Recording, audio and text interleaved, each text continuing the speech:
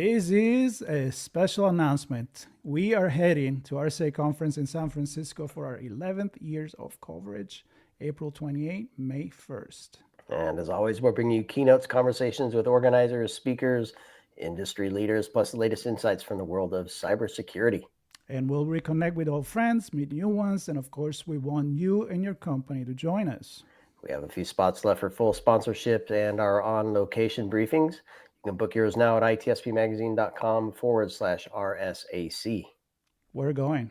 And you're coming with us. All right.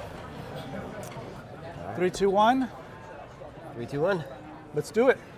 All right. Sean, this is amazing. We're in Orlando, Florida. We are in Orlando. It's in Florida, right? That Orlando? I think that's that Orlando. Okay. I was trying to think if there's another one that we can mess with. I was just kidding with you. No, exciting to be here. Threat Locker event, big event. Zero Trust World. Unexpected to be so many people we know. Right. As a matter of fact, even our guest today, we already got a chance to talk to you. We've run into each other before. Yeah, it's always nice. Chase Cunningham, how are you doing? I'm good, thanks. Yeah, this is definitely a good event. It doubles up every year, so they're doing something right. Yeah, he's right. If you double up every year, he's right. Yeah, one of the things I've chatting with a bunch of people is that, yes, there are a lot of customers here, but there are a lot of people that just want to learn. Yeah. And a lot of IT, not just security. So it's a really good mix of people who need to manage systems, protect systems, and ultimately enable the business. And that's all driven by Zero Trust, right? Yeah, and you get a lot of folks here that are small and mid-sized business. You get a lot of MSPs. It's not the traditional mega enterprise thing, which I think is great. Yeah. So you're speaking here. I did my session today, which was cool.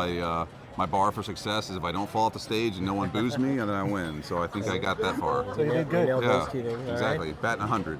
How did people left from your session? Because the title is The Grand Delusion. Yeah. So I don't know, did it build, did you bring some optimism in that, or what it was all about? I think the whole session really is on the way that we do things in the space is kind of counter to what, we would expect from any other space, and the market is the market because it's a market, right?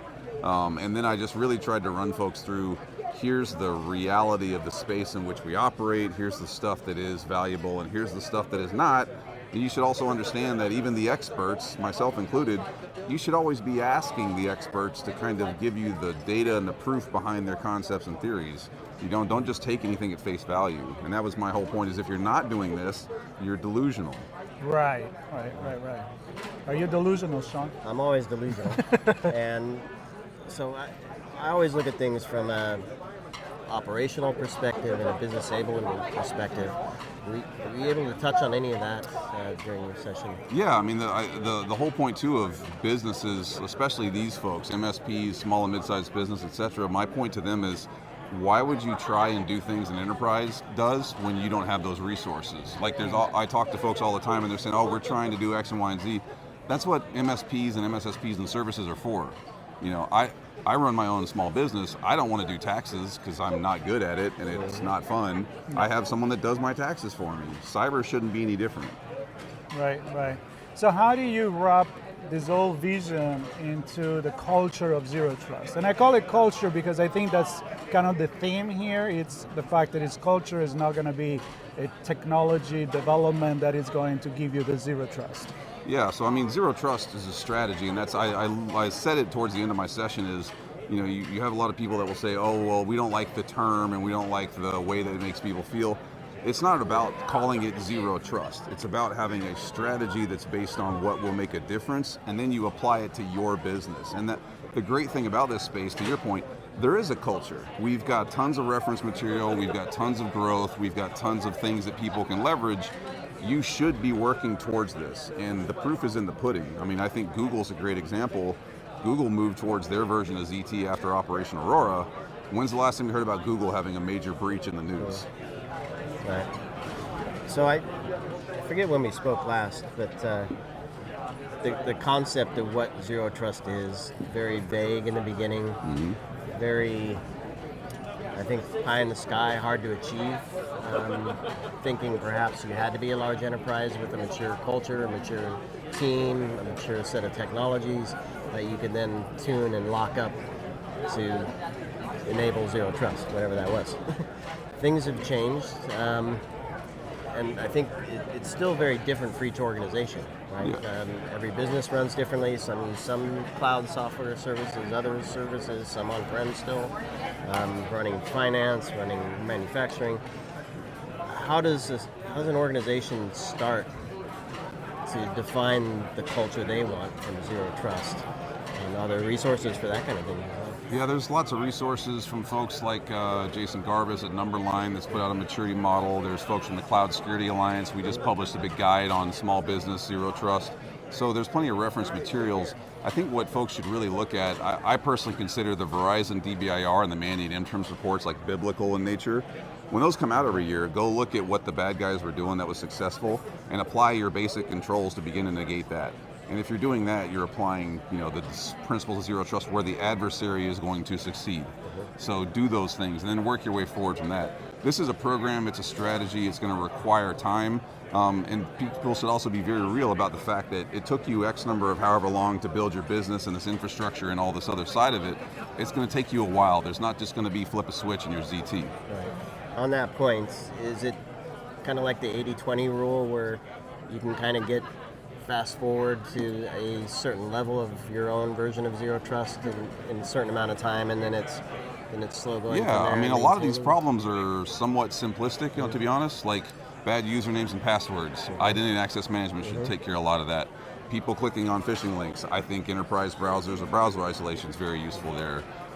Micro-segmentation, very useful. Application allow list, block list, those things. So if you do just those things and you do them in a programmatic, structured, strategic way, you're gaining ground. And unfortunately, at the end of the day, this is not a rising tide lifts all ships, but if my organization is more secure and we survive when things go sideways, that's the win. Right. I can't fix everybody, but I can fix us. Right, kind of rethink the model that applies the best to you. Yeah, right. And you were making the case that the model that everybody's following, especially if you're a small business, medium business, you're following the model of the corporation, you're probably going to fail because you don't have those resources. So why do you think we got where we are now? Like what kind of market methodology or lack of have we?